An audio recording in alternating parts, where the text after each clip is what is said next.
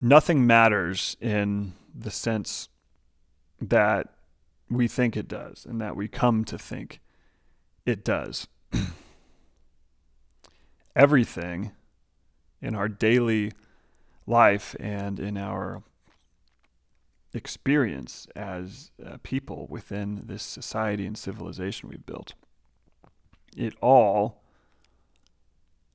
exists inside of this collective social illusion we've built that, creates this acceptable personas of appeasement and agreeability in order to build, this safe and functioning society.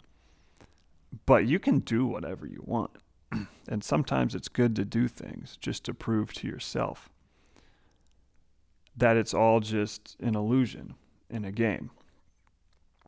And there's an old-time philosopher named Diogenes, and he was one of the founders of a philosophy called cynicism, which is not quite today, you hear cynicism or cynic, that's more like just a pessimist and downer type definition we would associate with that word. But cynicism, the original philosophy, is just a flat out rejection of like accumulating material possessions, and like more so just flat out rejection of all of society's accumulated rules and expectations, because they would argue that it's exactly that. It's not some necessary thing. It's actually something that blinds you to what you are and like what this is and like what is actually required of you while you're here, which is like not what the illusion we've built would tell you. And the way Diogenes found freedom was not by working hard and obtaining some object or title or status down the road that brings you happiness, but by removing the need for anything, for any of the typical goals and objectives that we're strung into. And so, he took it to the extreme.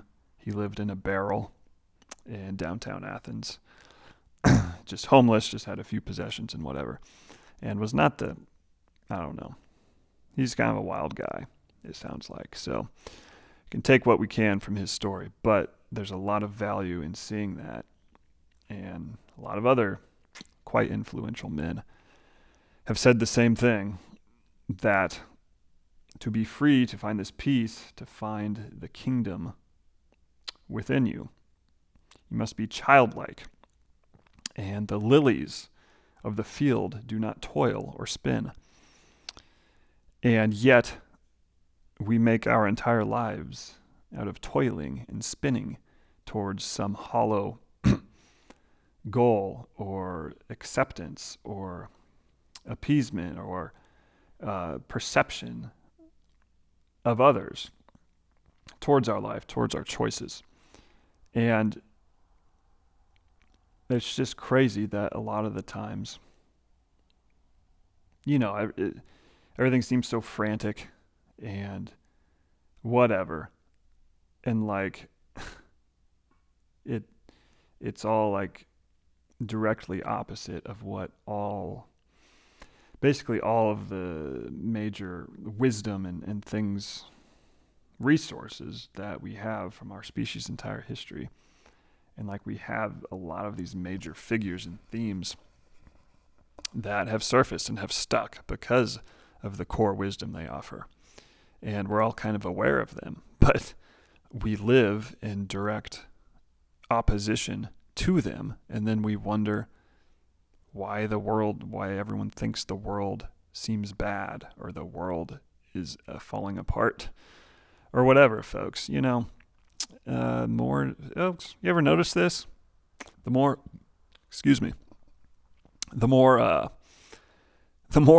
news story, the more news sites there are, the more forest fires it seems there are. It's kind of weird how that correlation works. But that's a whole different discussion. I don't even remember what we were getting at. Oh, bully your nephew, blackmail your boss, throw 7K off a bridge. Yeah, you can do these things. Throwing 7K off a bridge. Yeah, that might be a big chunk of your savings or your checking or whatever. Who cares? What the feeling or like the lesson or feeling or what you could prove to yourself by doing that, I think would far outweigh that specific 7K. You know what I mean?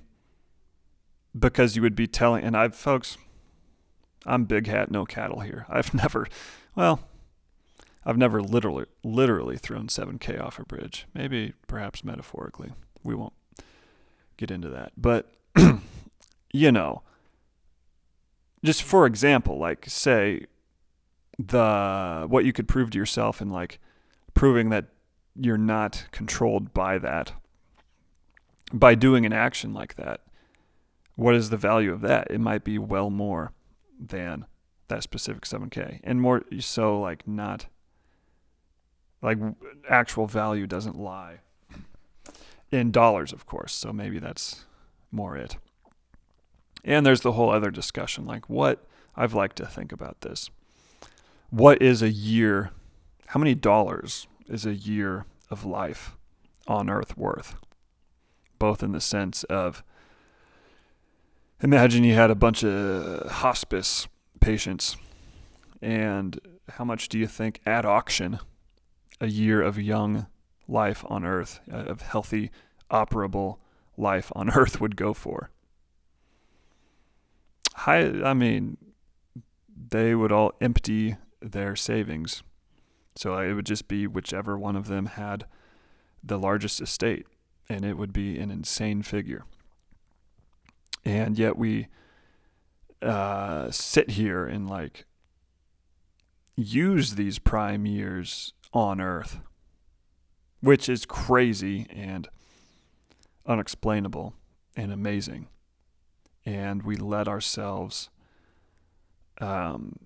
get drug into this system that just kind of blinds us to that amazement and that potential of being here and being healthy and like being able to some extent use our current circumstance. I mean, to kind of take that where obviously we're all in different places and have like different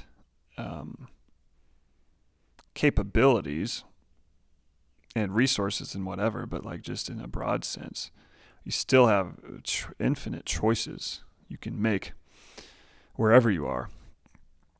And like, I don't know, we just get blinded into the typical games and like feeling down because we're less advanced in a completely illusory game. That's the main thing. Like pretending that that there's a scale or a road, and like I get higher up the scale or farther down the road, then that'll be good, and then I'll be worthwhile, or then my life will be something, and that's the main tragedy of it all. And I wonder how bullying your nephew ties into this. That would be more like, I mean, the cynics, if we're talking cynicism philosophy, they were all about destroying like traditional social norms and expectations and politeness and things like that. So that could be a theme if we look at the sentiment of a statement like that. I don't know about that. Should you bully your nephew, folks? Maybe in a playful way. I think it's more like not... I don't know. I don't really know how to rationalize that statement.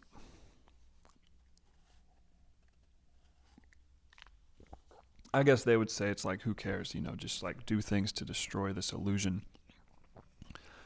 of politeness.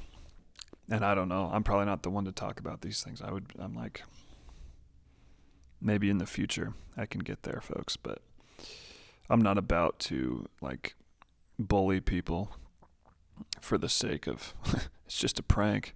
I'm just teaching you that politeness is futile. I don't know. I don't know what I think about that one. Blackmail your boss, folks, because he or she doesn't control you. So who cares? Find some blackmail. Do a little mild extortion. That could be fun. Just have fun. Folks, that would be an adventure. Setting up, planning out a blackmail on your boss. That'd be fun. I think it's just all about having fun, folks. I think those are 3 things that would increase fun. And I'm glad we talked about them here today. And I think we got somewhere, folks. Right? I think we all had fun, and I think we all got somewhere. And I don't know. I might actually delete this one. I really thought I could get somewhere better from that title. I don't know. I won't, folks. We're not deleting anything. This channel, we're just talking through stuff, so that's fine. We don't care. This video will not do well, of course, if it doesn't turn out, which it doesn't seem like it had much of a coherent thesis or spine or point, and now it's just kind of rambling, and that is not great at all for video performance-wise, so... Yeah, we'll see how it goes. I was excited to start it. I guess I can say that much. That's worth something. I had a vision and excitement to start out, and I don't know. I think we did okay. I'll shut up, though. Like, I don't know why this is still part of the video. So, yeah, thanks for stopping in, and we'll see you next time.